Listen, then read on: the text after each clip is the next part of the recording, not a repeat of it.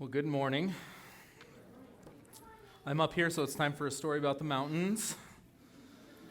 As we start into this series on Uncharted last week, I've thought about a lot of the stories of great mountaineers, people that first ascents and amazing journeys into the mountains. And this week, I thought a lot about Edmund Hillary and Tenzing Norgay.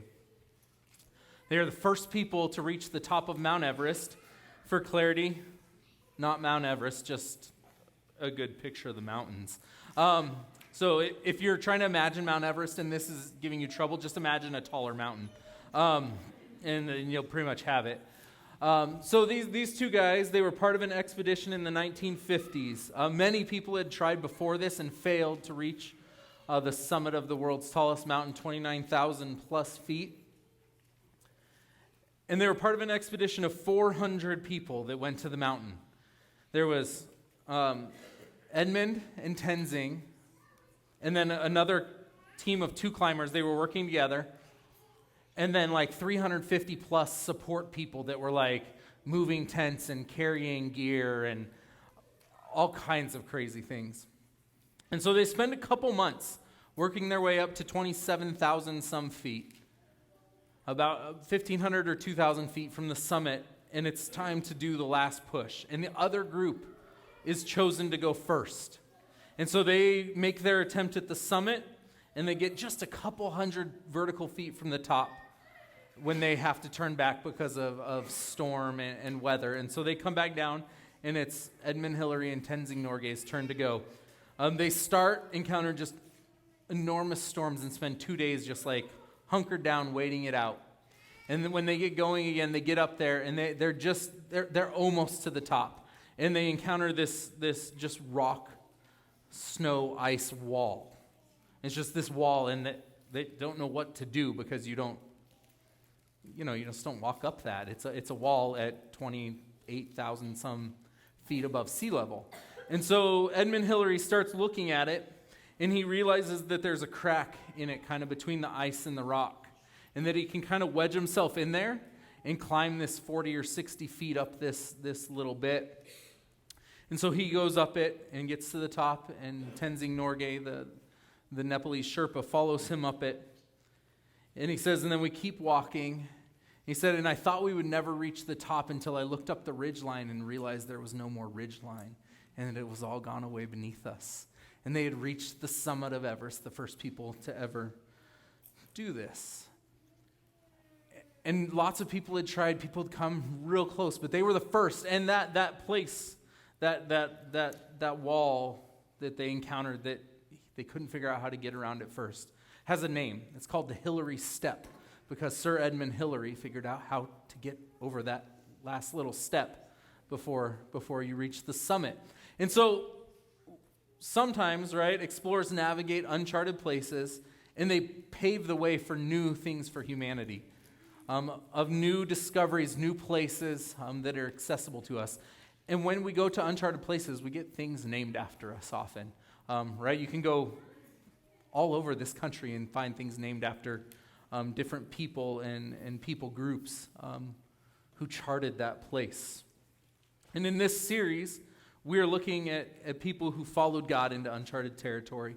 And following the call of God, it requires us to step out in faith, and that can be really exciting, but it can also be really scary.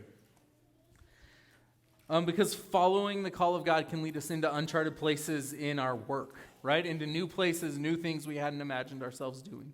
It can lead us into uncharted places in our relationships, where we end up caring for people we never thought we would end up having to care for, or we have to deal with conflicts that we would rather ignore. It can lead us into uncharted places in our family, as what a family looks different for us, as we care for people, as we welcome people, as our family is obedient to God. And so these uncharted places are really important for us as the people of God to look into them, because this is how people have followed God since the beginning, into uncharted places. There's actually a chapter of the Bible, Hebrews 11, that talks about people who went into these places for God. And it's interesting because each of the descriptions of these people in Hebrews 11 starts with the words by faith. By faith, Abel did this. By faith, Enoch did this. Noah, Abraham, Isaac, Jacob, Joseph, Moses, Rahab. It just goes through the whole chapter, all these people. But they didn't go into uncharted territories on strength or bravery, courage, any of that. It was by faith that they went into these uncharted territories. And at the end of the chapter, we see these words. It says, "And what more shall I say? I do not have time to tell about Gideon, Barak, Samson, and Jephthah, about David and Samuel and the prophets, who through faith conquered kingdoms, administered justice, and gained what was promised, who shut the mouths of lions, quenched the fury of the flames, and escaped the edge of the sword, whose weakness was turned to strength, and who became powerful in battle and routed foreign armies." So the uncharted way is the way of life for people who follow Jesus. And that phrase in there, whose weakness was turned to strength, we're going to talk about someone this morning who that is the truth of her story, is that weakness was turned to strength. And so this morning we're going to talk about Esther, and right, we're going to have some girl power in here. Yeah, darn right. So Esther, right, we get this story in the middle of the Old Testament, in the middle of a bunch of stories told about how men conquered. We have this beautiful story about Esther and how she rescued and saved her people. I would encourage you this week to take the time. It's it is a 10-chapter book in the Bible. I would encourage you to take the time to read it. I'm going to tell you the whole story here in the next few minutes, but I'm going to leave a few things out because I'm not going to read all 10 chapters right now. So, but I would encourage you to take the time this week to read it. So the story of Esther takes place about 100 years after the Babylonian exile, after the Israelites were removed from their place. They're no longer in exile. Some people have returned home, and you can read about those people in Ezra and Nehemiah. But Esther has stayed, and this story takes place in Susa, which is the capital of Persia.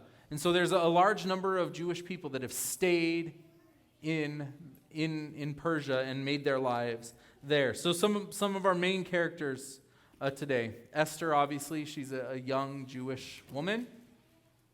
Mordecai is a leader in the Jewish community and Esther's uncle. There's the king of Persia.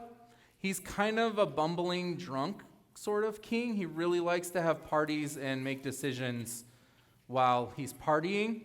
And then we have Haman, and Haman is the villain in this story. He's second in command in the kingdom of Persia, and he does not like Mordecai a lot, and we'll discover more about that here in a minute. So, long story short, Esther wins a beauty pageant of sorts, and the king is so taken with her beauty that he makes her his queen.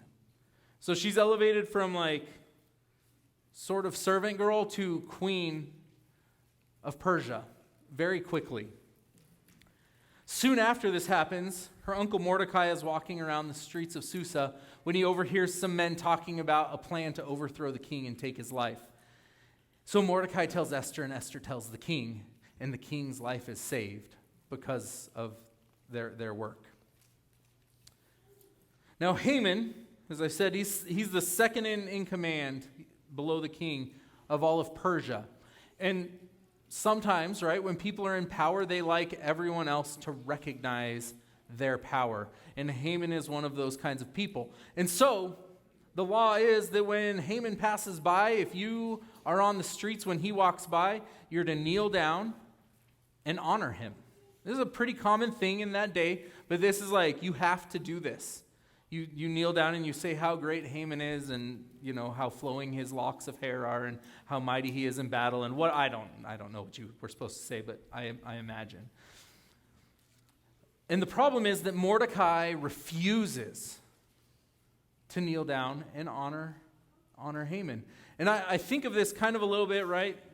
Those of us who have been parents, when you have a kid, like maybe a 4-year-old that doesn't want to do something, and they just kind of like squeeze, and then they give you the look, right? I kind of imagine that's what Mordecai is doing to Haman. And Haman has the response of,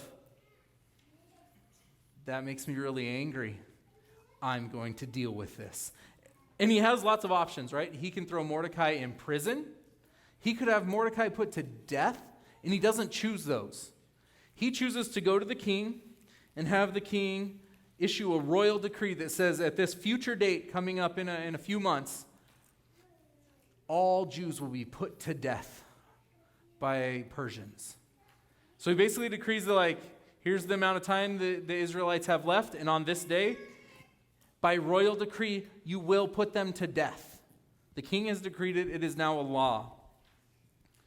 So Mordecai and Esther quickly recognize that this is going to be a problem for the Israelites. And so they come up with a plan. Their plan is that Esther will go to the king.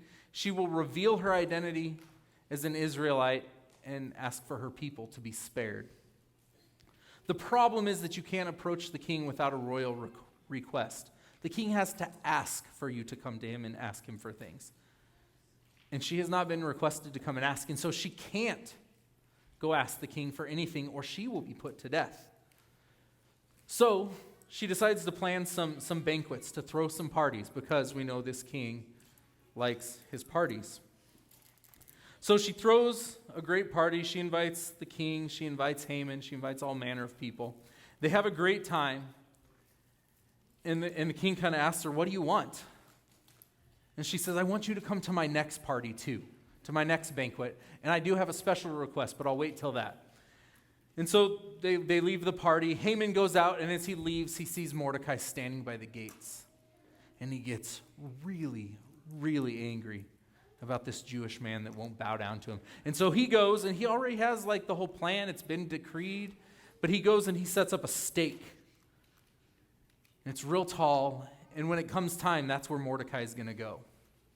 So that Mordecai can be humiliated and shamed, and everyone will know the person who's at fault for the destruction of all the Israelites in Persia. And so he has it all set up and ready and waiting. In the meantime, the king asks for some bedtime stories because he's the king and he's allowed to ask for bedtime stories. But one of the things I guess kings do sometimes when they need bedtime stories is they ask for someone to come and read them stories about themselves and how wonderful they are. And he's the king, so he's allowed to do that. So he has his people are reading him stories about his great conquests and how amazing he is. And they happen to read, in this history, they read the story of Mordecai and Esther and how Mordecai saved the king. He had forgotten about this. So he wakes up the next morning and he remembers Mordecai now. And so he calls Haman in and he says, Haman, you know that Israelite, Mordecai? Haman says, yeah, I know that guy. The king says, here's what I want you to do. I want you to get your finest robes and dress Mordecai in those robes. And I want you to take him and I want you to lead him around the city. And wherever you go, I want you to proclaim the greatness of Mordecai. You can imagine not a real great moment for Haman. Right? He's humiliated. He has been working for the destruction of this man. And now the king has told him he must go parade this man around and honor him. The very thing that Mordecai wouldn't do for Haman, Haman is now required to do for Mordecai. And so Haman is humiliated. But the Israelites, there's still a decree that they will be put to death. And so this second banquet happens, this second party, and the king again asks Esther, he says, what do you want? Up to half my kingdom, and I will give it to you. It must have been a really great banquet. And she says, King, here's what I want. I'm a Jewish woman, and you've decreed that my people will die, and Haman is behind this plan, and my people are going to be put to death, and I want you to do something about it. The king goes off in a rage, kills Haman, has him hung on the stake that he had set up for Mordecai. But there's still a royal decree, and if you've set a royal decree and you're a king, you can't just be like, my bad, I didn't mean that royal decree. Just pretend it isn't there. Because that creates problems when you do other royal decrees, right? And so he can't undo his decree. So what he does is he creates a second royal decree that says, on this day, anyone who sets themselves up as an enemy of the Jewish people can be destroyed by the Jewish people. So if you follow his first decree, then the second decree means you also will die in this. And it works. The Jewish people are saved. Anyone who sets themselves up as their enemies is defeated. And Mordecai is elevated to Haman's role eventually of great honor and power in Persia. And that's the story of Esther, of this Jewish girl who ends up the queen in a place where she saves her people. So if we maybe recap it from a different side of this story, a few things maybe we need to notice. First of all, Esther, Haman, Mordecai, everyone, they break a lot of commandments, right? Some of the commands for the Jewish people would have been, don't get married to a Gentile. The king is a Gentile. Esther marries him. She's breaking a commandment. Don't eat impure foods. She's throwing parties for a Gentile king, and she's part of the party. She's eating impure foods. She's breaking commandments. There's anger. There's violence. There's revenge. There's murder. And Esther and Mordecai, the heroes of the story, have a hand in those things happening. They're not without like some ownership of bad things that happen. Also, I think it's important that we notice that in the book of Esther, if you read through it this week, you will never see God mentioned. Right, in a book that is about God, it's pretty noticeable when you go for a whole book and God is never mentioned. God seems absent. But in this lack of mention, we're invited to look for God's activity. We're invited to look at the coincidences and the ironies that happen and say, maybe God is present there. That in the midst of these people, the Israelites being threatened with their very existence, that all of a sudden the story of Mordecai is read to the king. That Esther ends up as the queen, right? These aren't coincidences. We're invited to see these as God at work in and among his people. And when we see these things, I think there's maybe a few realizations that, at least that I have. The first one is that God does not abandon his promises or his people, even when we're imperfect. God is committed to redeeming the world, even when things seem tough, even when it seems like he's not present. He is committed to redemption. Second thing we can realize is that God can work even through morally compromised people. Right? He doesn't need us to be perfect. He is capable of working even when we fail. I don't think God was up there like in some cheering to like, all right, now they're really getting vengeful. I like that. But I think God was able to say, I'm still at work and I'm still good. Even in the midst of all this brokenness and all these bad decisions and all of this sin. So what is God up to in the book of Esther? I want to read a chunk from it in chapter 4 and 5, and then we'll talk about it. Starting at verse 12 of chapter 4. When Esther's words were reported to Mordecai, he sent back this answer. Do not think that because you are in the king's house, you alone of all Jews will escape. They're having a conversation about what happens because of this decree. For if you remain silent at this time, relief and deliverance for the Jews will arise from another place, but you and your family will perish. And who knows but that you have come to royal position for such a time as this? Then Esther sent this reply to Mordecai. Go gather together all the Jews who are in Susa and fast for me. Do not eat or drink for 3 days, night or day. I and my maids will fast as you do. When this is done, I will go to the king, even though it is against the law, and if I perish, I perish. So Mordecai went away and carried out all of Esther's instructions. On the 3rd day, Esther put on her royal robes and stood in the inner court of the palace in front of the king's hall. The king was sitting on his royal throne in the hall, facing the entrance. When he saw Queen Esther standing in the court, he was pleased with her, and he held out to her the gold scepter that was in his hand. So Esther approached and touched the tip of the scepter. Then the king asked, What is it, Queen Esther? What is your request? Up to half the kingdom, it will be given to you.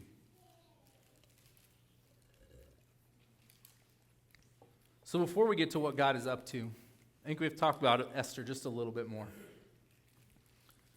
Esther was a young Jewish woman. Those are just 3 words, right? Young Jewish woman. But in her culture, those were 3 disqualifiers. She was young. She didn't know anything yet.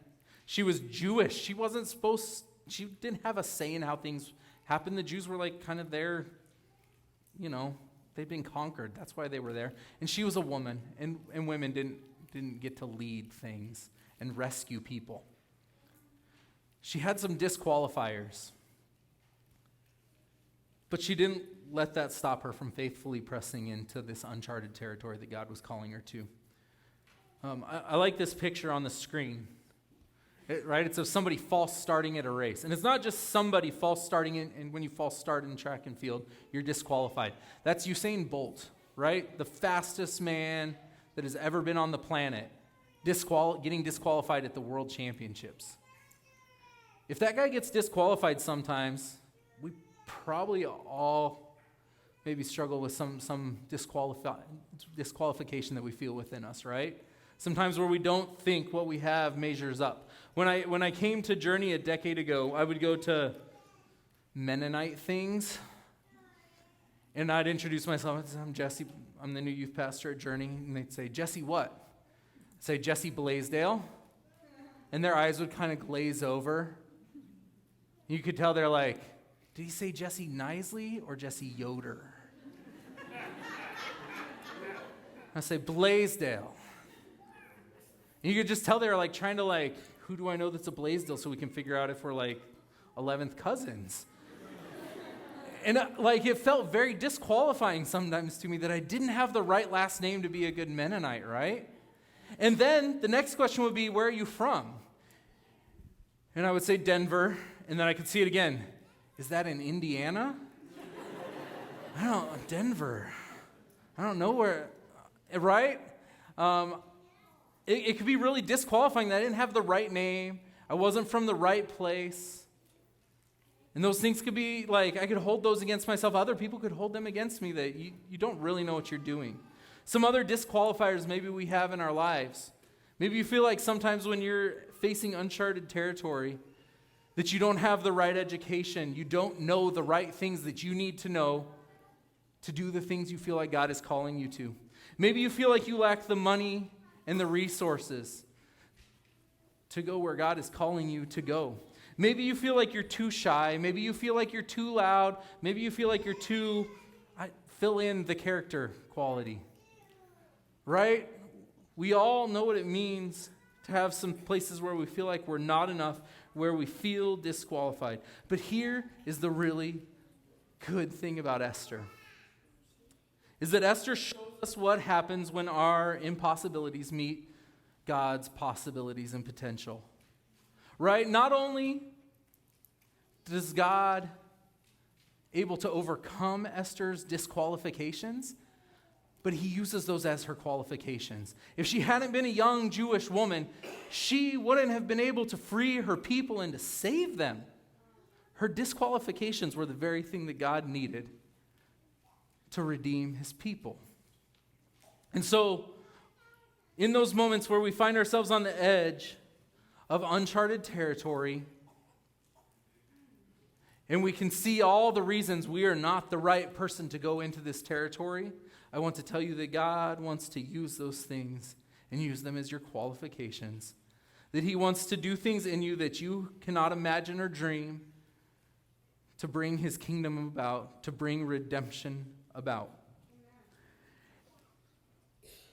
And so Esther, right, she does some things here, and we see God in her story because he qualifies her, but she comes to Mordecai and she calls all of the people to fasting. I think she can tell that she's on the edge of something. Mordecai knows she's on the edge of something, right? He says, maybe God put you here for such a time as this. But she asks for the people to all fast, to wait for 3 days, to seek God's leading and God's favor before she moves forward. And so when we feel like we are headed into uncharted territory, whether we feel called to it or dragged to it, I think Esther teaches us to just stop and make sure we are listening well. And to do that with other people, right? She doesn't do it alone. She asks all of the Jewish people in the city to fast with her, to listen to God. We also have to accept that going into uncharted places is a big unknown. Esther says it. In verse 16, she says, if I perish, I perish. She doesn't say, I know I'm going to be successful. I'm just going to have a good attitude about this. She says, if I perish, I perish, but I have to go into this. I know I do. One of the people I learn a lot of things from, mostly hair care, is this guy Gimli from the Lord of the Rings. Seriously, oh man, amazing. But as they're preparing for the Lord of the Rings trilogy, as they're preparing for this epic moment to go into this battle, Gimli says, they're kind of wondering, should we go? And Gimli says, certainty of death, small chance of success. What are we waiting for? Right? And I think that's his way of saying, if we perish, we perish. But we are made for this moment to go into this uncharted place and to do this thing that we are made for. Esther, she knew this was the moment that God was calling her into something that she couldn't see the result of, but that God was calling her into it, that we must embrace the unknown. Another phrase from Gimli in the books is that he says, faithless is he that says farewell when the road darkens. When we embrace the unknown, we embrace what could be a dark road ahead. Right? And sometimes when we talk about Uncharted, it can be like really exciting, like, I'm going to go do this new, daring, amazing thing, and it's going to be really amazing, and I'm so excited. Sometimes uncharted places are really, really hard, right? The story from the journey this morning, Marilee's in uncharted territory. She didn't choose it. She got hit by a car. Charlie is in uncharted territory with leukemia. Danae, brain tumor. That is uncharted territory. Sometimes medical things, job changes, deaths, relational changes, all those things can lead us into uncharted territories. And so we're called to fast and to pray and to embrace the unknown, just like Esther. So today, where's your uncharted place? Is it some new thing that you never considered?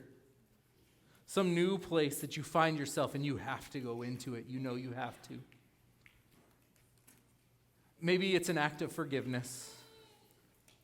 Maybe it's getting to know a neighbor, a coworker, a classmate that you have never gotten to know and offering to love and care for them, right? I had a conversation this week with some people about how hard that can be. That it can be pretty uncharted feeling to go and step out and say, want to be friends? Right? Maybe that's the place that you're called. Maybe the uncharted place is an act of radical generosity with your time, that you're just going to give your time away to somebody that needs it.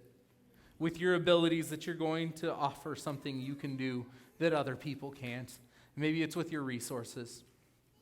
Maybe the uncharted place this morning is to say yes more fully to Jesus, to walking in the way of the cross, the way of self-sacrifice. Maybe that's something you've never done before. Maybe it's something you've kind of done but not really done. And maybe that is the uncharted places that I'm going to go all in on following Jesus today.